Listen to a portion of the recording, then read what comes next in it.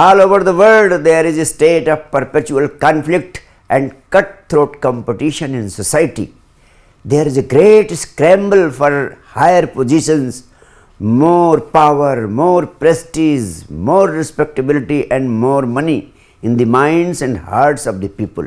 In fact, there is a state of war within and without, just because of over-ambitious people everywhere.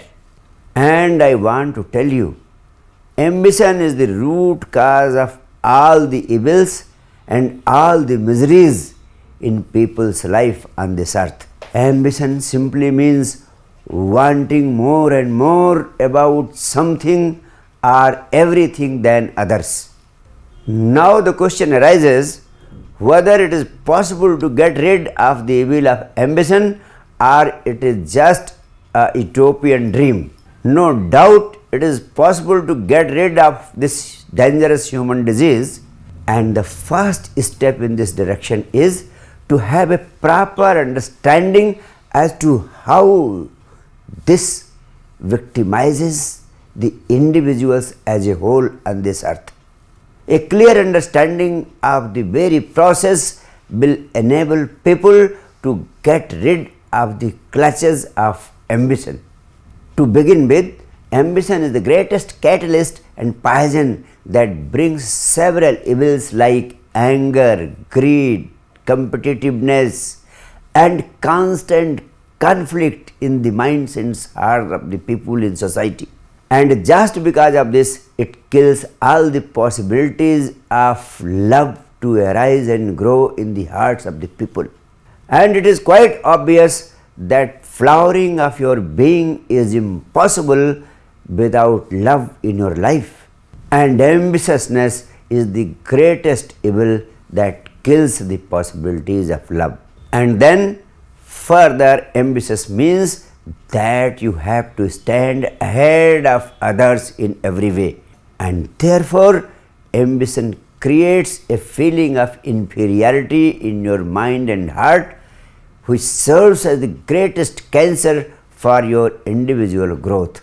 All over the world, children are being made over ambitious by parents and teachers. They are being conditioned and wounded in such a way that a deep sense of inferiority is going deep down their minds and hearts.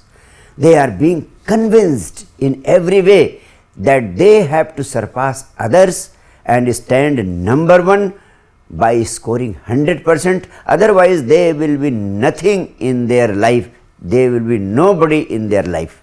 They are being told that they have to earn great name and fame in the world. They have to prove their mettle and they have to show that they have become somebody, as if they are nobody as yet. But I want to tell you all, everybody is born with a certain flavor of his own, with a certain uniqueness of his own, with a certain individuality of his own. And one thing more, nobody else is like you, nobody else has ever been like you, and nobody else will ever be like you. You are just you. But this truth is never told to you. You are always told, be somebody, as if you are nobody today and as if you are nothing today. And just because of this, the struggle starts, because everybody is told to become somebody, to become Prime Minister or to become the President. Now just imagine how many people can become presidents and prime ministers. And that is why there starts a cutthroat competition. By hook or by crook, people are trying to go ahead of others. They are taking recourse to every means. Right or wrong, nothing to care. Consequently, everybody becomes in struggle against everybody. There is a continuous conflict. There becomes no scope for peace, joy, happiness, silence and celebration among people at large. I want to tell you, the truth of life is that you have not to be anything else. You are enough as you are. You have just to explore all the possibilities hidden within you, and just you have to have the joy of exploring it. You are not required to be in a rat race with anyone or everyone. And finally, the essence of my message is that if education can bring about freedom from ambition, then for the first time there will be a fundamental revolution in the world that will change the face of humanity. And then a joyful humanity with all its riches will be born. And now look at this strange fallacy in ambitious persons' lives. An ambitious person always sees what others have got, but he is never able to see what he has got. However, it is very interesting to note that if he happens to get all that the others have got, he will fail to miss, he will fail to see that too.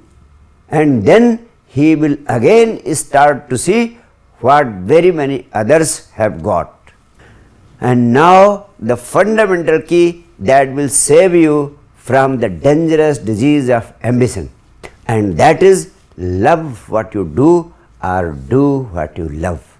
For example, if you have become an engineer merely because you have to earn a livelihood, you have to earn money, or simply because your parents, your teachers and the society has been expecting the same of you, then it will create conflicts in your life, and your life as a whole will be destroyed just because you will not be able to enjoy whole process of your work as an engineer.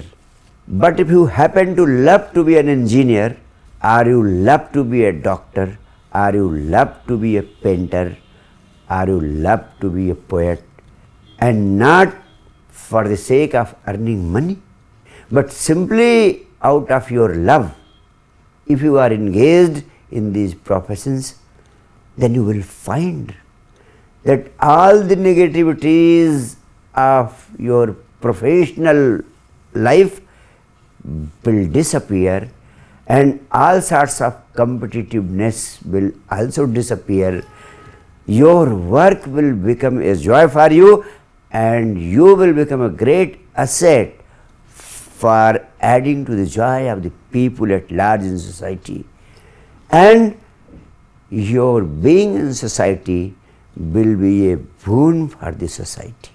And then your life in society will also be a joy for yourself too. However, at the young age of life, it is very often too difficult for you to decide as to what you actually love to do, because you are doing so many things.